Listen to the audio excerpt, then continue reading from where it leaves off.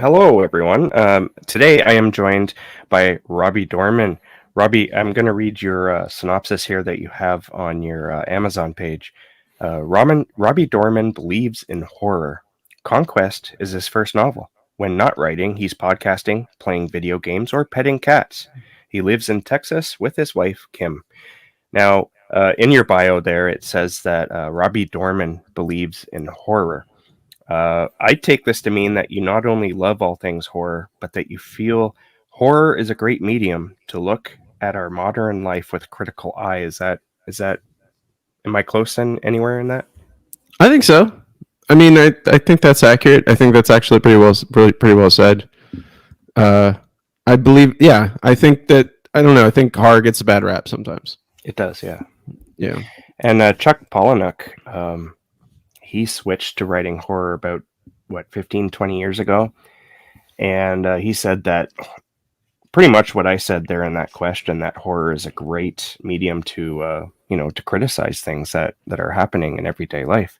I think the two best genres for that are probably science fiction and horror. Yeah, and I think that's the thing. But people don't think about horror that way. They think about science fiction as like a as parody or satire or a vehicle to social commentary. I think that's primarily just because of Star Trek. Really, I think Star Trek's, because it is science fiction, but also many episodes of Star Trek are also carry some amount of social commentary with them. But people don't think about, at least not modern horror. I think if you go back to like the Twilight Zone, that had it, at least in popular culture and popular idea of horror. But lately, I think people think about horror. They think of Insidious. They think of Annabelle. They think of Michael Myers. They think of Halloween. They don't think of horror as a vehicle for any kind of commentary on social themes or anything like that. And they're not thinking of like George Romero, who had a lot of commentary, which sort of leads into your recent book. But we'll get to that in a minute, because I discovered you on TikTok, and only like maybe a month and a half ago, and I remember you were responding to another TikToker who called you an extreme horror writer, and you were like, no, I'm not extreme horror. I have some gore in my books, but I don't really classify myself as horror. And so I was like, okay, I got to follow this guy. And then I saw another video of yours where you're describing one of your books, and I commented, I got to go read this, and I did, and I fell in love with that book. You were going to say something there, but I was going to say, like, yeah, I think extreme horror is very hot right now, especially on TikTok, social media. Like, it's captivated, like grabbed a lot of people. Nothing against extreme horror. It's just not me, and I don't want people to get the wrong impression. Nothing wrong. Nothing against it. I totally hear you. Because I've read a couple of your books now, and you do go there, but it's not exploitive. I try not to be exploitative as much as possible. The gore and the craziness are more fitting to the plot rather than us going and having fun with it. Yeah, and it's I try, and also I get bored. I think I mentioned in that video. I just get kind of bored writing a lot of gore, and if I write a story with a lot of gore, inevitably the next story I write is generally something that has less. There was a I don't think I had the thing with TikTok. I could talk for hours about some of these things, but when I was younger, in my early 20s, I think a lot of people go through that phase where you're like chasing the dragon. You want to get the most, like, the hardest, like, most graphic things possible, movies, books, any kind of like narrative. You're like, I want to be grossed out. I want to feel awful after I watch something or read something. Yeah. And I went through that phase, and then at a certain point I realized, like, I'm just getting desensitized, and there's nothing there at the end of this. And so I think as I was starting my own writing career, it was more like, I want to tell a story, and if that story, if it needs gore, if it, like, my Conquest, my werewolf story, my very first novel, has a lot of blood and guts in it because I wanted the werewolves in it to be monstrous and be awful. And you deliver that not with them being mean, even though they are quite awful people as well, but by ripping people apart and devouring them, they're bestial, right? And but also the book right after that, Truth, is almost has no violence, no gore. Interesting. So, but I've always argued, and this is for people who are totally against gore and they want to go read a werewolf novel. I've always argued if you have a werewolf novel, there's got to be some nastiness in it, unless you just ignore the killing parts. I mean, it is. I always, whenever I tackle any kind of monster archetype, be it werewolves, vampires, zombies, ghosts, whatever I do, I'm not going to do it if I'm just going to do exactly what other people have done. But I'm also going to look at those long-standing archetypes and kind of build on them. Like my werewolves, I went back to the Wolfman. I went back to American Werewolf in London. I went to my favorite werewolves in basically all in myth and in fiction, and looked at them and said, well, what do they do?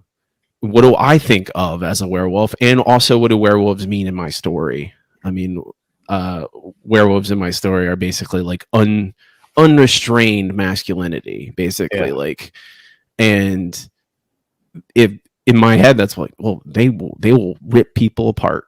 They will eat and devour them. They will eat as they will gobble down flesh. They are awful, ugly things. Yeah. And is that how you came to writing your werewolves in that book as like a biker gang? Because I thought that was brilliant, and I don't remember having seen that before, but it makes perfect sense. I mean, I thought of the idea of like, well, it's never one big idea. It's always like a lot of little ideas that kind of get cobbled together into and then polished into kind of a cohesive thing. And I was like, well, if these werewolves, one, they become giant monsters and they need to eat a lot to do this, to fuel this transformation. They couldn't stay in one place. They couldn't be in one town for a long time, because even if they were just eating farm animals, people would notice. People would notice if a lot of things went missing on one spot. But if they traveled around a lot, they went from town to town. Yeah, maybe a cow gets killed or a person dies or goes missing.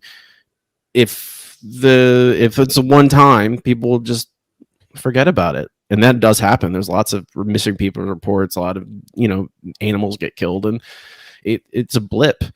And like I went, what travels around a lot, and I was trying to tie it into all my werewolves are men. There are no women werewolves in my lore. So I was like, well, and I was trying to represent really like what's a masculine ideal, like what is like I think Sons of Anarchy was relatively popular at the time, and I think I saw that somewhere online. I'm like, or I'd watched a documentary about biker gangs, about Hell's Angels, about the Mongols, and I think I was like that like when all those guys are this masculine archetype, they embody the outlaw imagery of especially of America, which Conquest is a little bit about too. I think about imagery of U.S. and of the frontier of the West. Yeah, which is it's set in Idaho. So I was like, oh well, that's perfect.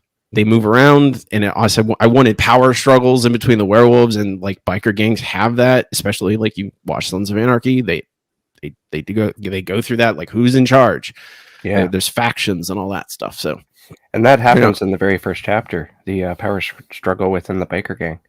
Yeah, and like I didn't want it to dominate the story. I think that's the thing I also kind of do in all my books is I don't focus too much on the monsters, on the antagonists, even though some of the werewolves end up being, or at least one of them or two of them end up being decent enough by the end of the story. But I largely try and focus on the humans, as protagonists.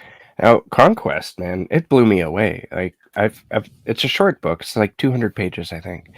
And there's so much going on in this book, and yet it's only 200 pages. And what I really was impressed by was the politics within the town itself and this forest fire that's approaching them.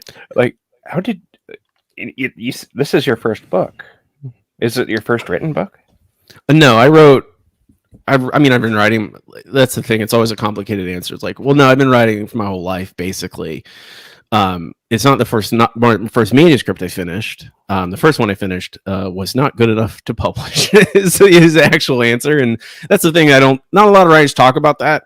Yeah. They talk about, oh, this is my book I published. Go buy it. They're trying to also sell things.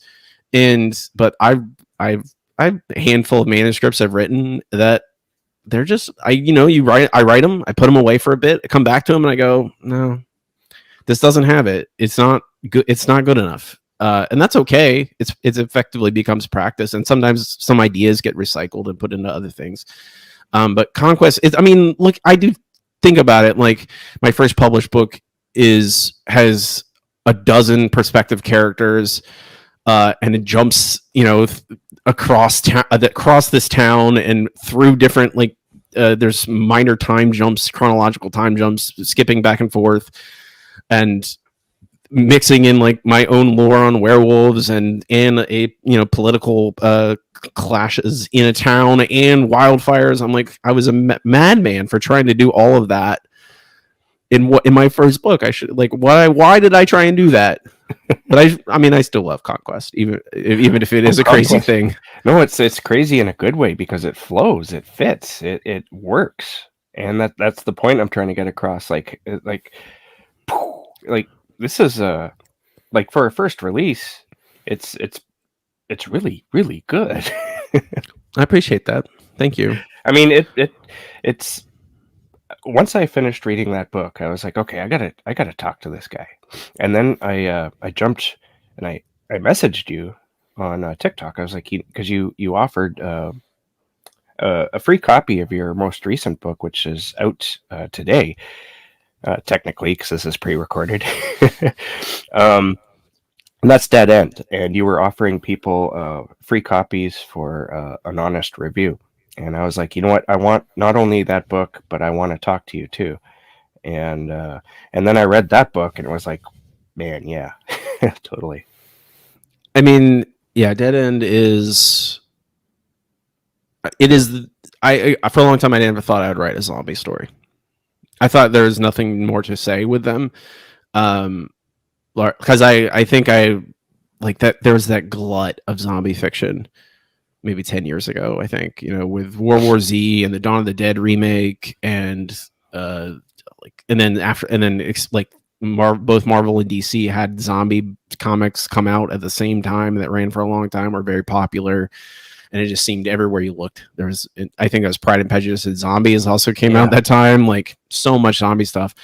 And I was kind of in Shaun of the Dead, which is, a lot of that stuff's great, but at a certain point, I'm like, well, what am I going to say? That's not. Yeah.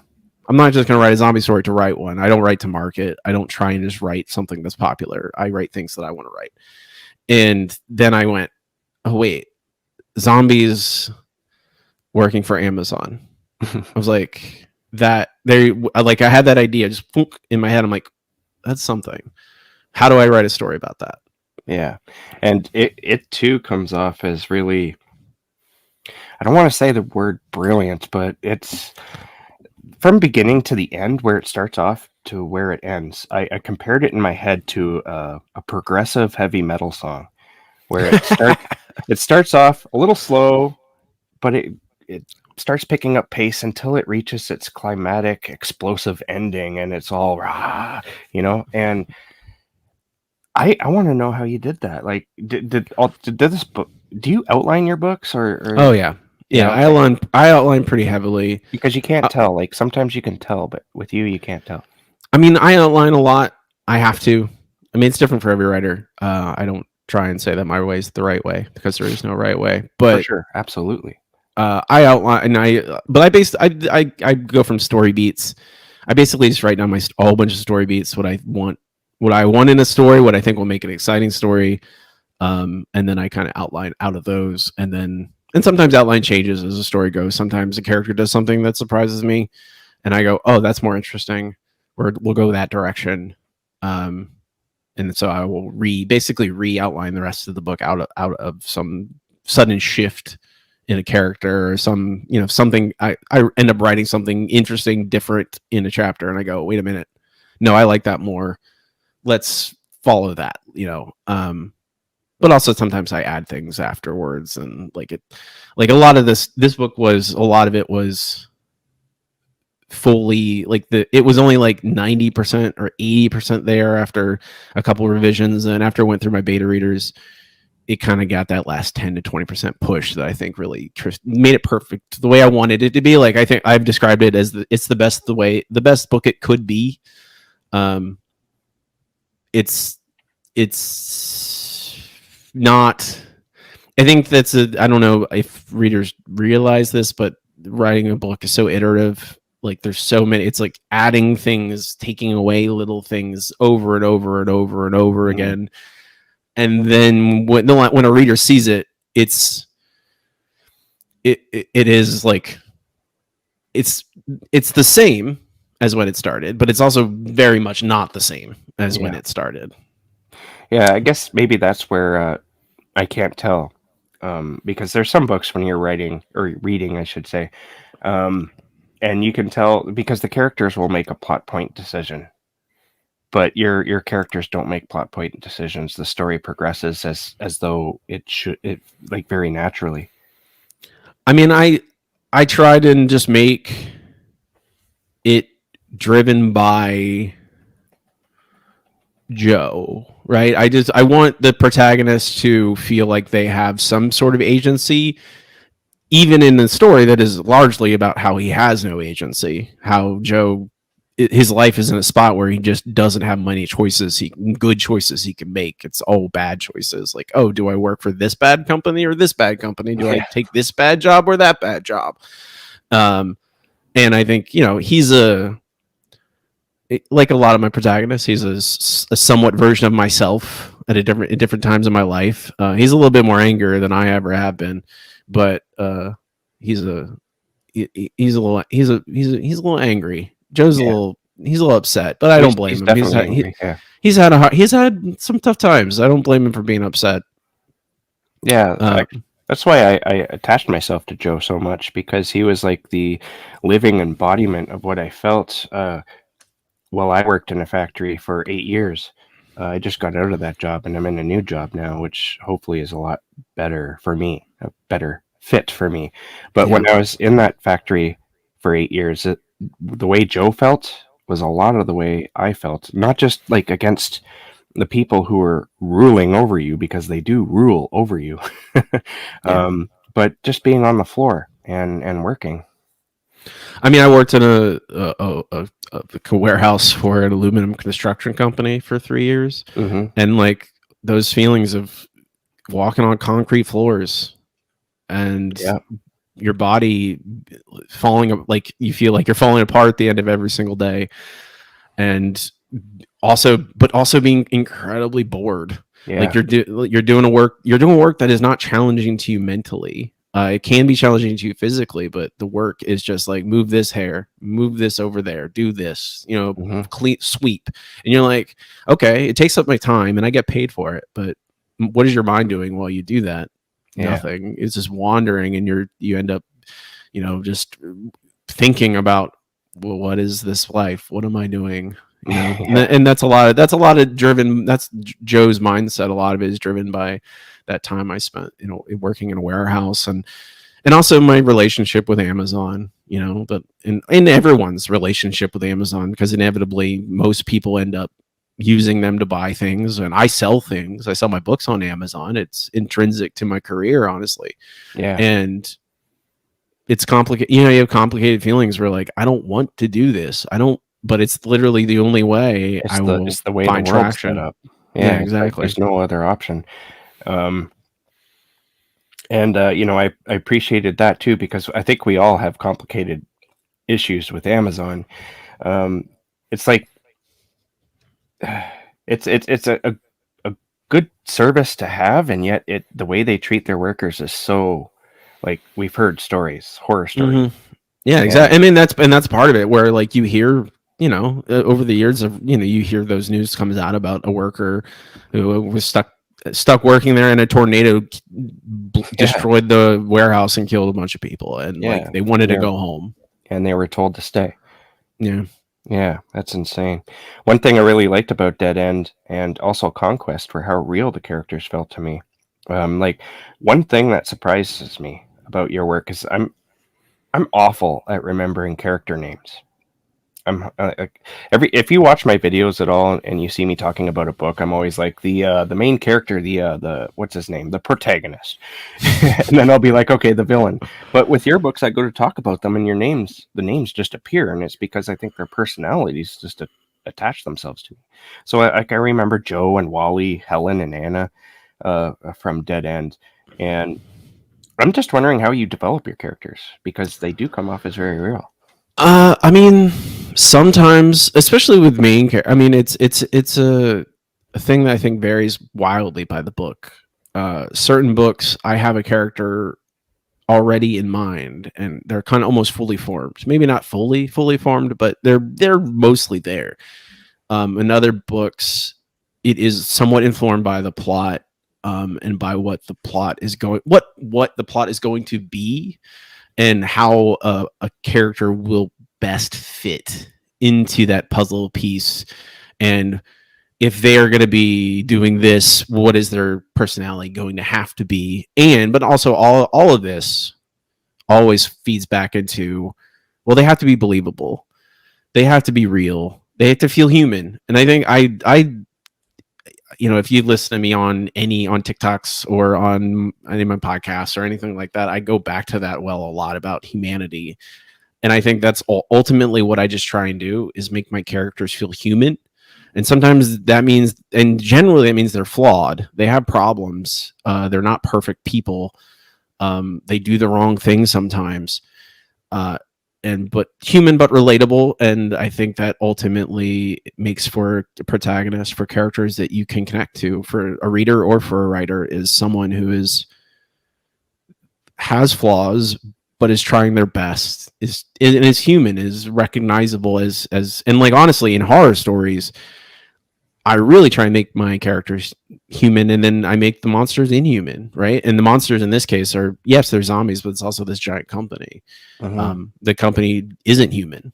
They make decisions every day that are anti-human, and I want, and in the best case scenario, I want my readers to root for the protagonists, even when they do bad things or make bad decisions. Yeah, because companies like Amazon, that's what they want. They want zombie employees. And having worked in a factory that I worked at, they want not only they want zombie employees, because they want you to be a company person, regardless of what they put you through. Yes. And if you're not the company person, then you're kind of on a lower tier within the hierarchy of the company. Yeah. I mean, go ahead. Some people get let go because of that. Yeah. And I mean, I think it was just like, when I'm thinking about, the company in my book, Nile, very, like, obviously it's just Amazon. Like, it's the very thinnest of analogs, but it is,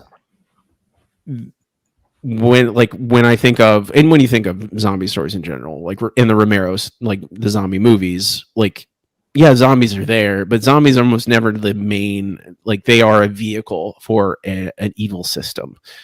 And I think, I was trying to think of, like, what is the modern day version of that, and that is Amazon. That's a Nile. That's even, or Apple, or any of these billion, trillion dollar companies, where they're, they become, where profit and success of the company is all that matters, and you can just roll people up in this giant machine, and they get chewed up and spit out.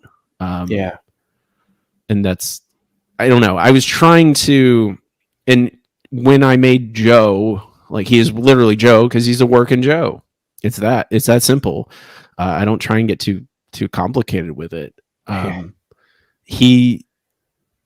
I feel like is a guy that is very relatable to many people, because many people are facing those things where they're like, I need to pay my bills. In Joe's case, his mom is sick and ill, and she needs care. And like, I know so many people who are there trying to support family members, working a bunch of jobs that they don't want, but they have to do it because they don't have a choice. Yeah, and he's willing to sacrifice himself for his mom. And I found his relationship with his mom very touching, because I don't think too many people have that. It is. I think his relationship to his mother is kind of the foundation of his humanity in a lot of ways in the story, and it's very important that it gets established. There's multiple scenes where you see their kind of little vignettes of their relationship throughout the years, even when he was a little kid.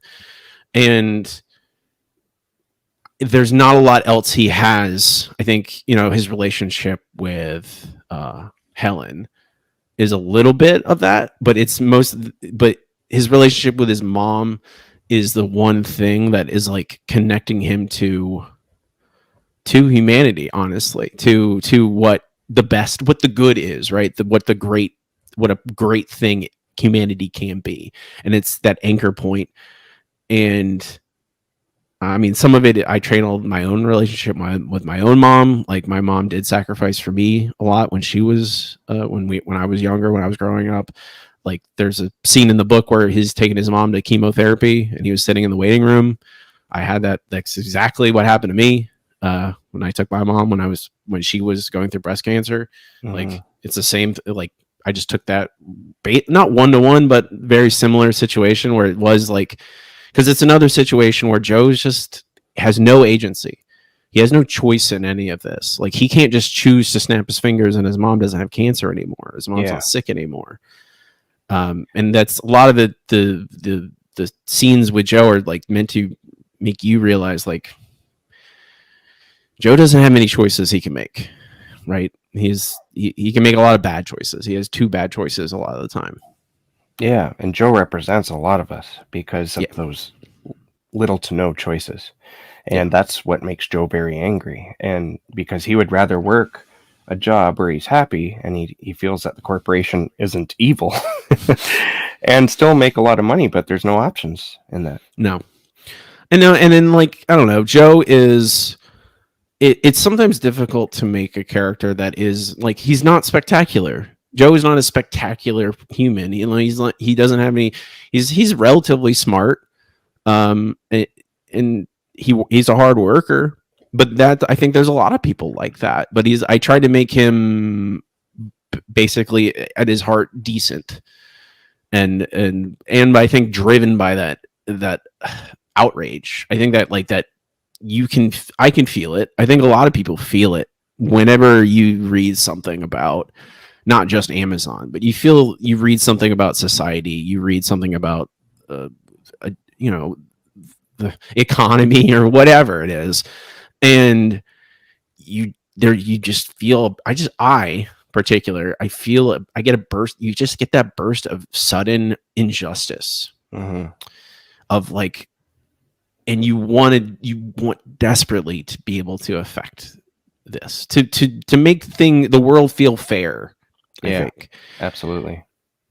And you can't make the world feel fair. Yeah. One thing I really loved about Dead End was how it kind of reminded me of a George Romero film without being a George Romero film. It was just the social commentary within it. We talked about zombie fiction briefly, how I think zombie fiction, even way back when White Zombie was the only real zombie fiction out there, it was still social commentary.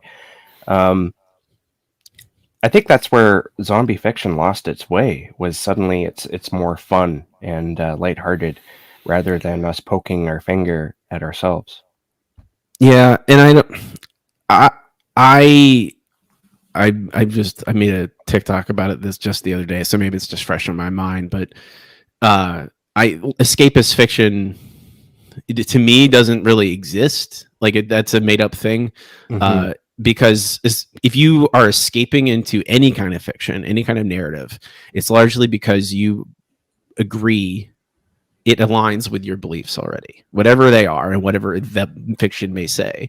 It just makes it reinforces whatever you already believe to be true about the world, and therefore you consider it escapist fiction. But for another person, it might not, because it doesn't align with their beliefs. And so when I tell a story, and if it happens to have social commentary in it, not all my books have social commentary. I only include it when I feel like it belongs. I don't even think of it as social commentary. Mm-hmm. I think of it as truth. Yeah. I think of it as, I'm just talking about a common thing that happens to many people. Like in this book, like we've been talking about it for a lot of this conversation about how you get so angry at these big companies when they do terrible things and nothing bad happens to them. There's no comeuppance, there's no justice. And I feel like that's common, and I don't think it's controversial to say things like that. But sometimes you get blowback from it, and you're like, well, you don't believe that? You don't have that feeling in your heart sometimes about Amazon or Apple or even like Starbucks, where I just saw a big labor decision against them this week. The George Romero social commentary, and I think the same is true about George Romero. I don't think George is like, oh, I'm gonna show them, I'm gonna show people consumerism, I'm gonna show, like for Dawn of the Dead, or I'm gonna show people racism, Night of the Living Dead. I think he was just like, he's speaking truth, and like it just lets it be a part of the story. And the social commentary in the first Night of the Living Dead happened pretty much just by happenstance. It wasn't even meant, but it turned out to be really. His actor was the black guy was the best actor. He's just like, you're hired because you're the best one I can get. Exactly, and it just happenstance turned into. Yeah, because in the script it wasn't meant to be necessarily a person of color or anything like that. He was like you said, he was the best choice, and so in the script the guy was going to die regardless, and in the movie it became a racist thing. It still works, and it's still very great. And I mean, to be fair, like the themes of Night of the Living Dead are still very much like, once they get inside that house, there's different. Well, we should just wait it out. No, we have to try and escape. We can't stay in this house forever. There's different things, and where do the zombies come from? Getting angry at each other. Like there's already kind of seeds of distrust and paranoia. Mm-hmm. But when you add in a person of color as your protagonist, effectively, it deepens it. It makes it more interesting. And I think that's honestly a lot of it as well. Is like, I think a plain Jane, zombie monster, we go kill zombies is kind of boring at this point. Like, I don't find that very exciting. Yeah. I want, when you add in giant evil companies, when you add in a working class protagonist, that makes the story more fascinating to me, and that's why I wrote this one. Is just like, again, and some of it's just like, social commentary. I'm like, well, I find that stuff fascinating. I find that stuff exciting. It makes stories better. I don't want it to be necessarily escapist. Really, I want it to be engaging and real. Yeah, and so far the two books that I've read of yours, Conquest and Dead End, they're exactly that. They speak truth, but they're also a lot of fun to read. How do you make it fun? I mean, I write books I want to read. I still do often read literary stuff and long stuff with purple prose, and like that's like, oh wow, the language is so beautiful that a lot of people probably would start reading and go, this is boring, and stop. I do read that stuff. I'm a lit major, so I've read, the classics, so to speak. But most of the time nowadays, I read punchy, short, like for fun, quote unquote, for fun, even though everything is fun when I'm reading. I read short, punchy things, and that's what I write. And I mean, I structure it to be, I want to write page turners. Like I like reading things that like I can't put down. Yeah. And I write shorter novels I try and write page turners, and like I think that's part of it. It comes straight from part of my process where like I start with story beats, which is just like I don't write down the story beat. Oh, we have a boring dialogue scene. I write a mystery is revealed, or this character discovers this thing, or this character does this impact. Like I write the impactful, the powerful moments in a book, the things you remember, and I structure around that so that those story beats come at the end of a chapter. So that when you get to the end of a chapter and oh wow, something really exciting's happened, I want to go to the next chapter, see what happens. Yeah. And I don't think of it as very complicated. It's what I want to read too. Like it's also part when I'm writing. If I'm writing a scene, I'm going, this is boring. Like what there's nothing at stake in this scene. Like, even if and not to say that I don't write scenes where characters are just sitting and talking to each other. Mm-hmm. I love one-on-one dialogue scenes. I love them. It's my favorite thing to write. I used to hate it. Now I love it. Mm-hmm. But even those one-on-one dialogue scenes where it's a calm moment, so to speak, and what generally my stories are fast-paced, scary things. Even in calm moments, there have to be things at stake. Yeah. And I think ultimately that is what propels stories forward, is like, what's at stake in this chapter? Not at what's like, you start with the big picture. What's at stake for the book? What's at stake for this part of the book? What's at stake for this chapter? What's at stake for this scene? And as long as you have something in every single step, you can, it keeps you turning the pages, keeps you reading, keeps me writing, but ultimately it makes the story, fun, because there's always something that, the J.J. Abrams mystery box thing. You have to pull your readers forward with mysteries. It's not really that necessarily. It is more like making sure that people understand, like, when a character is at the edge of a mental breakdown and they need to go have a drink, you can show that scene, even though it's not as exciting as being attacked by zombies. Mm-hmm. Because as long as your readers understand, oh, this guy's on the edge of a break, he needs to relax. And while you're doing that, you can have him talk about his life, about what's going on with the plot of this story. There's no limits, but it gives you is when there's things at stake, it gives you opportunities to kind of deepen a character's relationship to a reader, because the reader has like, oh, well, I care about Joe because Joe's trying to do this thing, so I can use that hook I planted to deepen the relationship. Yeah. Now, as I said earlier, I discovered you on TikTok. I can't even remember who followed who first, but I'm pretty sure I followed you. I could be wrong. Anyways, I wanted to know if did you find, and we were talking about book sales a little bit before I hit the record button, but I wanted to know if you found that your book sales have gone up at all since joining TikTok and talking about your books. I think a little here and there. It's hard to track things like that. Like, I don't know if readers understand. Like, a lot of time, authors, when we're indie authors, self-published, and we're looking at our sales numbers, sometimes you can go, oh, that makes sense. I sold a lot of books right this point, or I sold a number of books this point because of this other event, because I ran an ad, because I was at a con, because of whatever reason. But a lot of the time, it's just kind of like you're getting waves of information and you're never sure what correlates to what. Why did I sell a bunch of books that day? I don't know. Maybe it's because I was on TikTok that day or the day before and someone read it or saw my video and bought a couple books because they liked me or they found what I said interesting. But I definitely, I'm pretty new to TikTok. I'm basically been winging it for the few months I've been on there.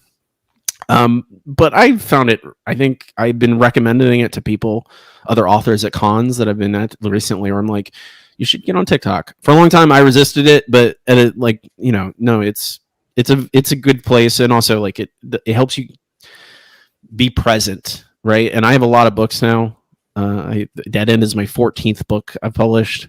So it's very much like, I can't this might be getting in the weeds, but I'll say I could pay for advertising on Facebook or wherever and reach people with my books, but a lot of that money just goes directly back into Facebook. and everything I say about Amazon applies also to Facebook and to TikTok. These giant companies, they don't care about us. They just want money. But it is like a part of being part of that system. But I also don't want to necessarily give Facebook, Mark Zuckerberg, a lot of money to help advertise my books when I could kind of do it for free if I'm just active on TikTok a lot. Yeah. And I really like the things you talk about on TikTok. To the point where I wished that you made more videos, but it's cool that you don't. I'm not saying make more videos. I mean, it's a matter of time. It's really like it. Yeah, it is totally. Yeah, and like having a quiet house and making and like I don't know. I also think there's a matter of like when I make a video, I want it to be impactful. I want it to say something interesting. I don't do. Not that, people doing just fun, meme videos or with viral sounds or whatever is bad, but I'm not. I think my strategy for most social media is just be myself and do the thing that comes natural to me. And to me, it's like, I'll make a 2-minute video talking about a thing I care about or something I'm interested in, relating to my stories, to horror in general. Yeah. And sometimes that'll happen once a week or twice a week or even 3 times a week. And sometimes it doesn't happen at all because I'm too busy or I don't have anything to say. Yeah. When you were talking about politics and books, you mentioned reviewers saying this book is too political. Yes. And you were like, well, those aren't my readers. And I thought that was kind of a brave thing to say, because it shows your true colors right there, that you speak to a specific audience, where a lot of other authors are like, bring them all in, I don't care, like there's when I first started doing this, I was reading a lot about successful strategies and stuff like that, and they're like, find your readers. And it really is about finding the people that love you, love your stuff, love your art, or even like it, whatever, your fans. And then making sure you don't necessarily want the people who are not your fans, who are not going to like what you do, to read you. Yes, it's limiting your audience, also, but it's a wide, like, I think people really do. That's the other thing. When we started this interview with I believe in horror, I think that's the other thing. I believe there's lots of fans of horror, and I believe there's a lot of people who intrinsically would like my books if they knew about them, if they gave them a shot. Absolutely. And so I'm not. Maybe that's just a little bit of confidence in myself that I've finally have built up over the years, but I'm not gonna change a book because it might, keep a person might read it and go, I don't like it, it's too political. I will go, okay, that's fine. I mean, to be fair, like when people, I don't really read my reviews very often on Amazon or on Goodreads for that matter. But I know that if you go to Conquest, let's say, I know that there are 1-star reviews talking about politics. Guarantee, I know there are. When I put out Facebook ads for Conquest, I got political comments on my Facebook ads where I just, okay, delete. I don't care about you. I'm not interested in your opinions. But a lot of times, sorry, it's my dog. Oh, that's fine. I don't care if those readers bounce off my books, because they're not. My books are clearly not for them. And a 1-star review that says, "Oh, this book's too political, blah blah blah, it hates men," that says a lot already to the people who are my readers. They'll see that review and go, "Oh, maybe I would like this book then." Yeah, because they say 1-star review that's from this person that they don't like.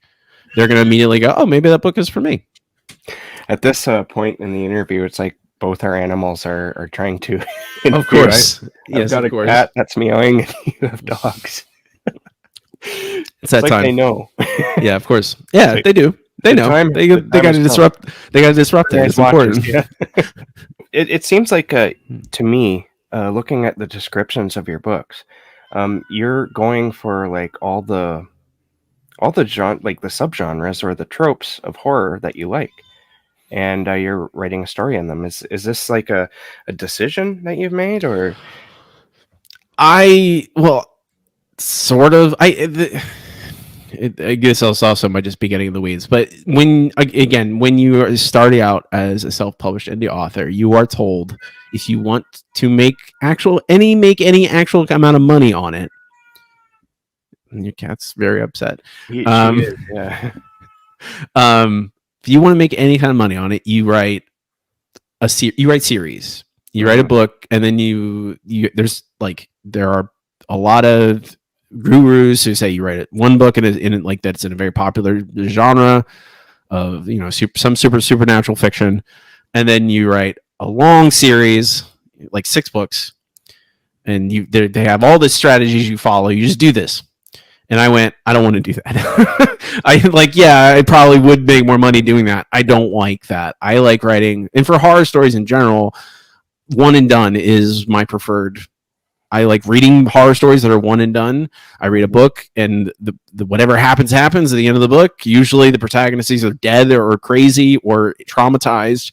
They're not going to have another adventure. That was their adventure for the rest of their life, or they're dead. That's possible. They died at the end. By the end of the book, the protagonist died, and whatever happened. Yeah. And I went, sometimes there is everything is a conscious decision to not do that. Like could I write a series? Yes, I can do that. I can force myself to write almost anything. Mm-hmm. But I want to write the things that I like. I want to write the things that excite me, right? When I sit down to write, I want to be excited about what I'm going to write that day, the scenes I'm going to write that day. Absolutely. And to me, that's like, I get crazy disparate ideas about, I have probably a dozen ideas right now of my next book I could write at any given time. And it's, I don't know,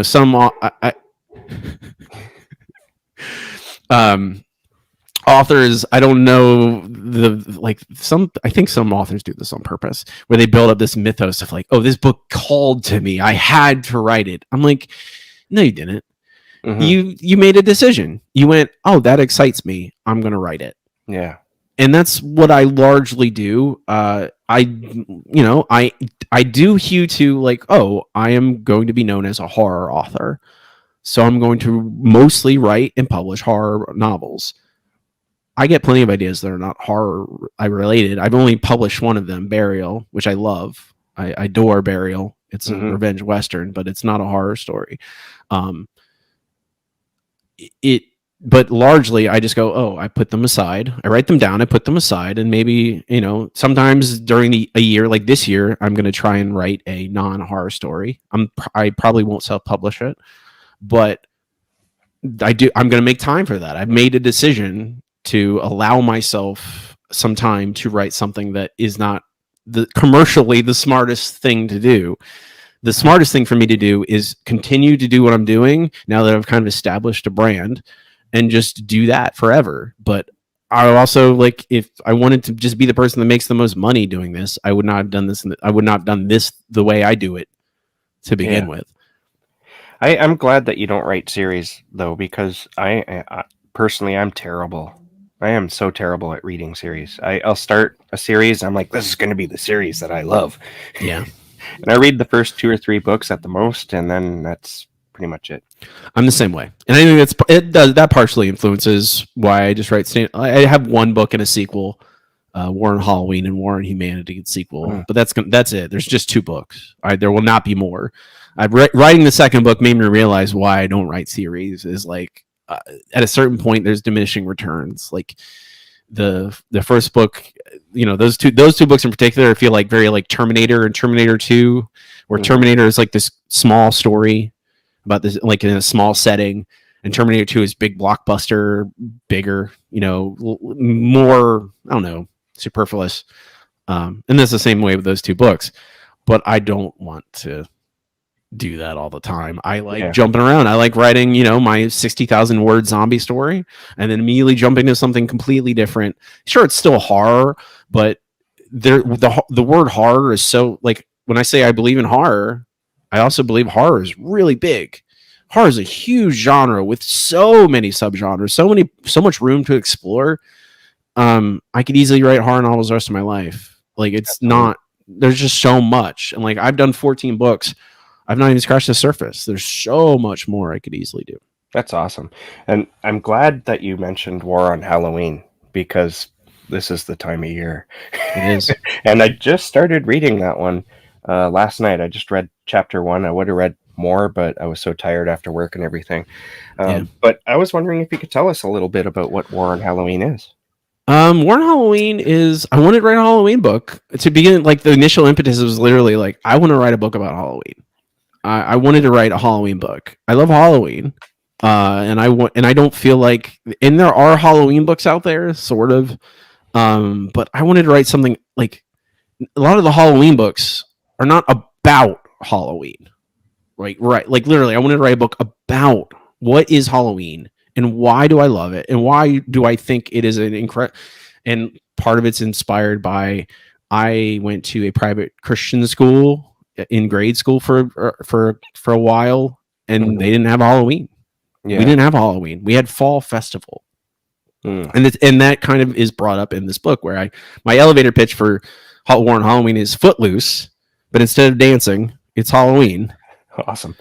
and like, there's there's a pastor that kind of runs this town. This family moves in. The family loves Halloween, and the pastor doesn't allow Halloween in his town. And you find out this pastor has secret powers, sinister powers he uses to kind of control the town. Not just about Halloween, about everything. And there's a feud develops between this family and this pastor, and it kind of spins out into chaos. But it's really about, why is Halloween great? And Halloween, to me, is an excuse for you to be as weird, be your true self, honestly, to let whoever you are, to let it all out. On Halloween night, you can dress up as anything you want to be. You can cross dress. You can be a weird monster. You can be something funny. You can be you mean nothing at all, and just sit on your porch and let people come up and you give them candy. And that Halloween, to me, is that idea of, like, it lets us be the weirdest or the most truest versions of ourselves. It lets us experiment. It lets us be weirdos.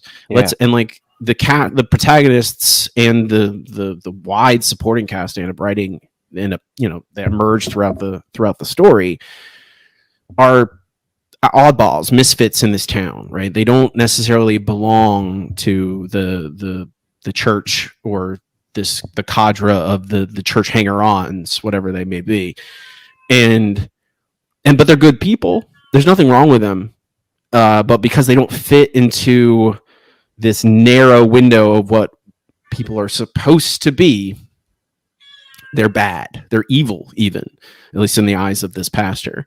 And I wanted a book that kind of represented, like, fought for them, basically. When it's War on Halloween, like, in the news in the past 5-6 years, you see this pop up every so often during October, where you see people are like, we don't allow no Halloween. Halloween's evil. And like, I grew up that in the like, when I went to church, they're like, no, Halloween's evil. It's for Satanists. I'm like, what are you talking about? Halloween's for Satanists? Are you crazy?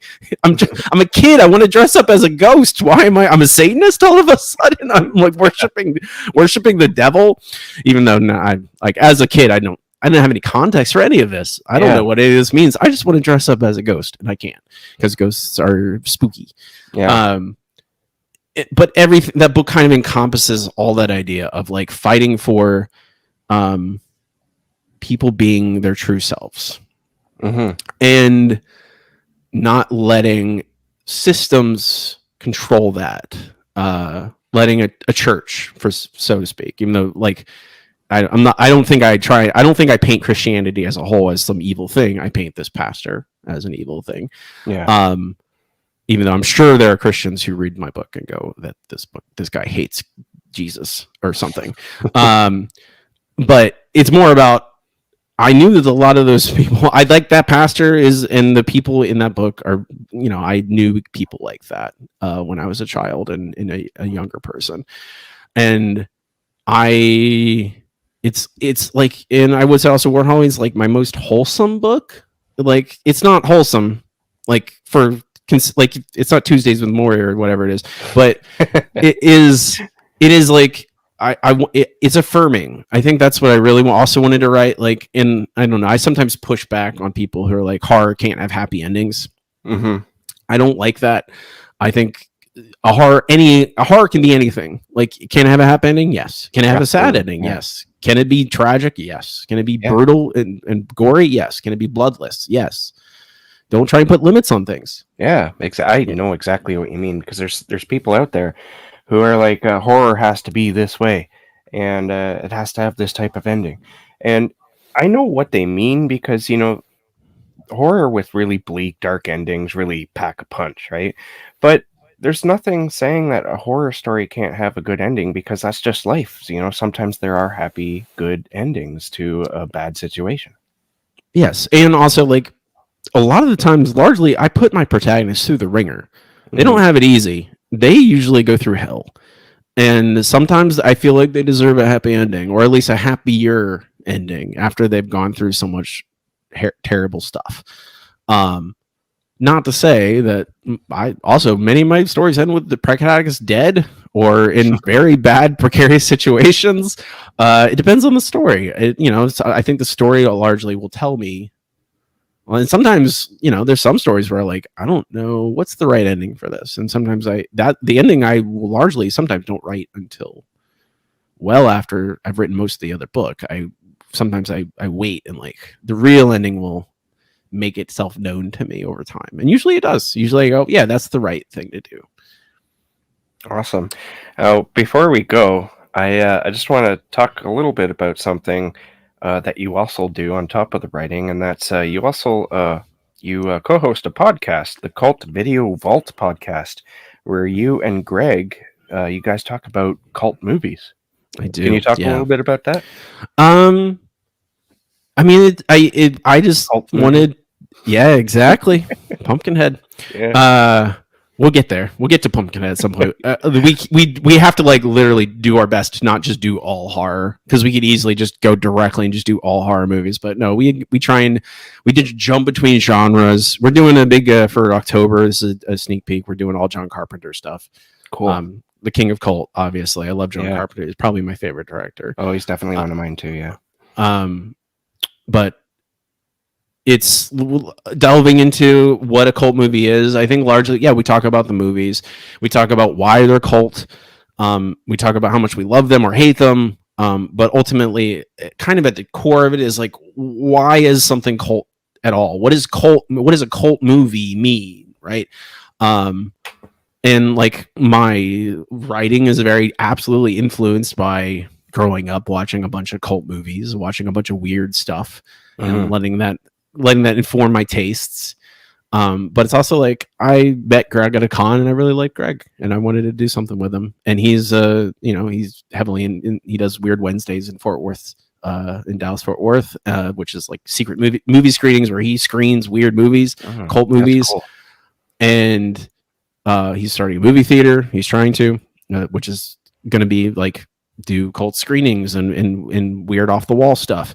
And I've been podcasting for like 10 years now, and I was down to my Simpsons podcast, which is called The Simpsons Show. Not really related to horror at all, but yeah, it is. I've been doing it for nearly 500 episodes. Wow. The cult. Yeah, believe me. you say wow, I go yep. Yep. The Cult Video Vault is much newer, but we are trying to, I don't know, just have fun, talk about these movies and have, try and, like, both cover our favorites and favorites of the ones everyone knows. Like, we're doing The Thing. We're doing for the John Carpenter. We're doing The Thing, which is an incredibly well-known movie. And that we sometimes talk about that, where you're like, how is this movie so well known, so well revered right now?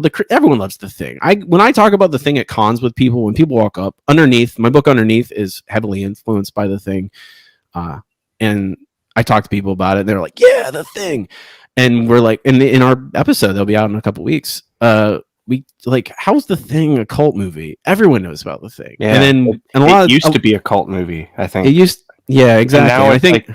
Now it's just so well known. I say it's my favorite horror movie, but I've been saying that since before it was cool to say that.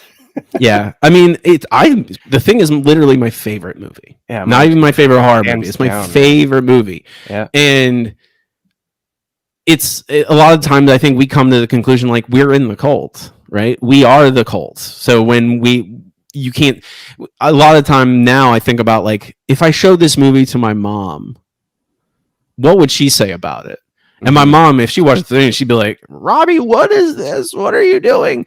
And so that is like, or like, you show it to a normal person, what you think of as a normal person, what do they say about that movie? They would go, oh my God, that poor dog. Yeah, the dog scene is like...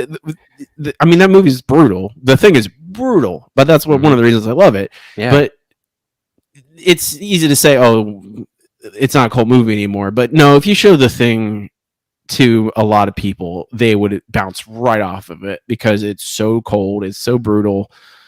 They would, it's a great film, but they would not be able to connect to it. And I think that's, and ultimately we kind of have that discussion about a lot of movies where like sometimes it's very easy to say, oh, that's a cult movie. Like we did one called, I don't know if you've seen The Greasy Strangler. I haven't seen that one, no. It's an experience. It's not a good, it's disgusting. It's a disgusting movie. But after I watched it with, like Greg had seen it before, I had never seen it. I watched it. This is a new movie. This came out in 2016. I watched it and I hated every moment of it.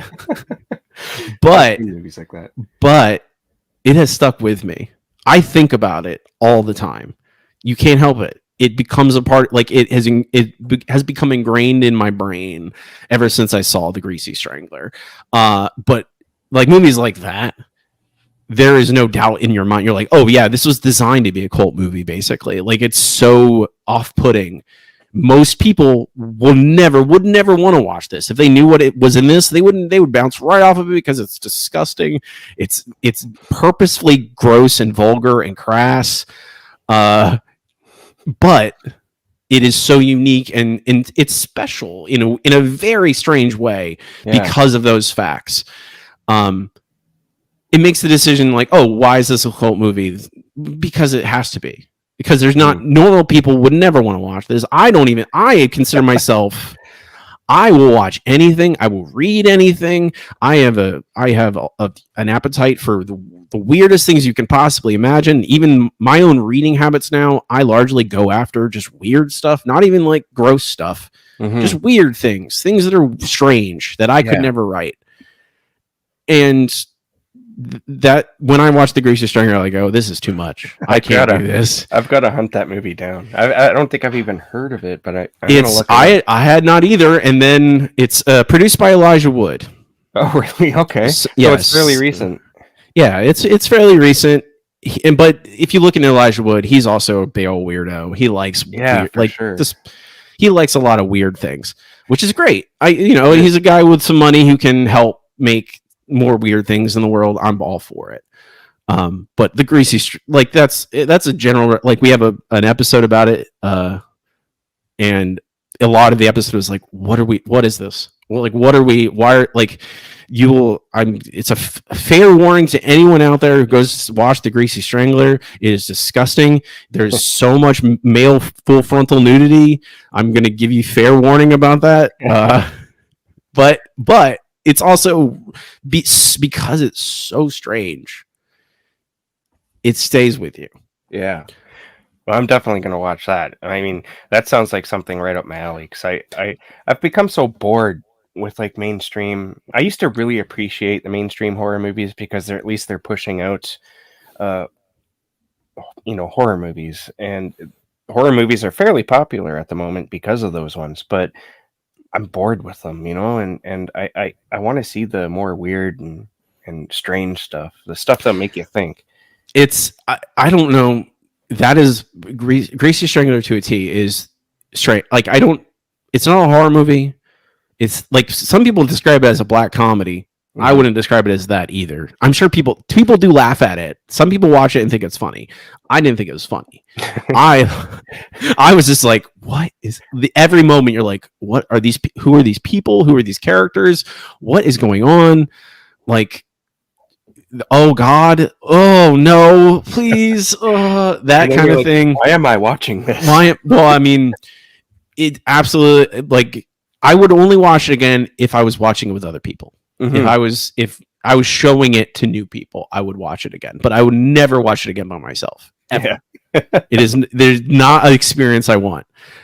But when you're bored, right? When you're like, oh, every movie that comes out feels so samey. It's using the same language, right? Like you see a lot of these new horror movies and you kind of are like, even if they're well executed and well done, well written, well acted, they feel formulaic. They feel like the same like beats, like you went, oh yeah, there's gonna be a jump scare in 6 seconds. Yeah, exactly. Oh, there it goes. Oh, that character, they're gonna end up being a bad guy. Yeah, they are. Yeah, like it's most haunted house films always have that children's toy that starts working on its own, rolls across the floor. Mm-hmm. And I'm just like, you know what? If that were to happen in my real life, I'd be like, that again. Like, I wouldn't be scared anymore because it's not creepy. No, you're not. You I don't know. It's that thing. The thought process about The Exorcist. You know, when The Exorcist came out, there's that footage, right, of people being filmed right after a screening, and they're like, I was so scared, and I was when the thing opened, I was so terrified. And you watch The Exorcist now, and well, yeah, it's a great film, right? Mm-hmm. Classic. It's pretty brutal in its own right too, right? But I think we've been desensitized, by other horror films, and like when The Exorcist came out in the 70s, it was the simple like the horror of it was not that a shelf opened by itself or something like that. The horror was this little girl is possessed by this evil thing and it's doing awful things and saying awful things. And it wasn't big and over the top. It was the simplicity of it. Mm-hmm. The brutal simplicity of this little girl being corrupted by this evil thing. And now if you watch The Exorcist, a lot of people would be like, what's scary? I don't understand. Because they're used to things flying at the screen. They're used to like the haunted house settings now of like, you know, the Annabelle movies or Insidious. Like the house is inexplicably dark. Like everything is just bathed in shadows. You're like, have these people been in a house before? Do like, they not know how to turn on a light? Like, yeah, they have lights on, and like that's part of the reason I like The Exorcist so much. It's well lit. Like it's never in darkness because it's the dark. It's nothing to do with it. It's not the scariness is not because it's dark. But again, I don't know. Sometimes I do feel like old man yelling at clouds. Where I'm just like, you kids. I'm not even that old, but I'm still like, you kids. No, it's only going to get worse as you get older. Trust me. I know. I'm just going to embrace it. Yeah. All right. So I think we can stop there for now, but I definitely want to have you on again. I generally have like a fairly close group of people that I keep inviting back onto the show, and they do keep coming back. So I want you to be one of them. So next time you have a book out, we got to talk again. Are you good for that? Yeah, sure. Absolutely. Right. So do you have anything else coming? Like, I mean, Dead End just released. Do you have anything else coming out soon that like short stories or? Oh no, I don't do. There's a lot of authors that do a lot of anthology stuff, and I just don't have the time for it. I focus on my novels. I have 14 books, so go read Dead End, and if you like it, go read one of the many. Go look through all my books and pick up. Do you like vampires? I have a vampire book. Do you like werewolves? I have a werewolf book. Do you like sports dramas mixed with folk horror? I have that for an odd reason. I have that book downloaded and I want to read it. The mascot one. I guess I have two. I technically have two sports books because I have Killer Hockey Mascot and I have Split Circle, which is has soccer in it. But it's like a cult. Eastern Europe folk horror cult mixed with a soccer drama, effectively. I love the Split Circle, even though it's a weird oddball thing. I don't know. I write what I find interesting. I'm like, I want to write a book that's like Midsummer, but also Ted Lasso. Like, so I'm going to do that. I don't care. I'll probably have another book out early next year, probably. I'm not entirely sure what it's going to be yet. I have a bunch of manuscripts that are done that I'm basically debating which one I publish next. I think it's going to be my cursed Choose Your Own Adventure book novel called Choose Your Own Death. I think is going to be the next one. I'm not sure yet, but that's what I'm leaning towards. Is that hard to write? That would I always imagined that would be difficult to write. I mean, it's not literally a choose your own adventure book. It only is. It's about people encountering a choose your own adventure book that is cursed and kills you if you choose the wrong ending. Interesting. I like that a lot. I had thought about writing a choose your own adventure book alongside it, but I was like, that's impossible. I can't do it. I really want to. That'd be a lot of fun, but the producing that would be too much work for me. I just can't do it. I have to have limits. But that's probably going to be the one that'll probably be out in the spring. Choose Your Own Death is probably going to be the title. Sweet. But it's actually like it feels like The Shining a lot. Okay. Yeah. Awesome. So I take it you're working on that right now. Actually, right now I'm writing a manuscript. I'm writing my last horror manuscript for the year. It's a dark fantasy, Clive Barker-esque horror dark fantasy thing. It's the working title is I Faye What You Did Last Summer. Hmm. I don't know. It's not written yet, so I don't. Yeah, I've only have an outline. Okay, cool. Yeah, that's awesome. So where can readers and viewers find you online? Robbie Dorman. Robbie Dorman is my name in every social media. That's where if you search Robbie Dorman with 1 O, you will find me. I'm on everything. I'm most active on Instagram and TikTok. But my website is robbiedorman.com. All my books are there. I'm going wide I'm leaving Kindle Unlimited. So all my books should be within the next few months everywhere. Literally every platform. You can buy them in print at literally any site you can buy a book. Awesome. Yeah. All right. Well, thank you for coming online or talking with me. I had a lot of fun, man. Like, I think we have a lot of similar interests, and it's always great to find somebody who can talk this kind of stuff with.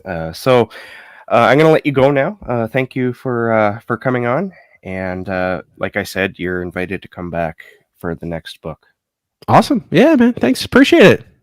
And I want to thank everyone who came out to watch, and we will catch you next time.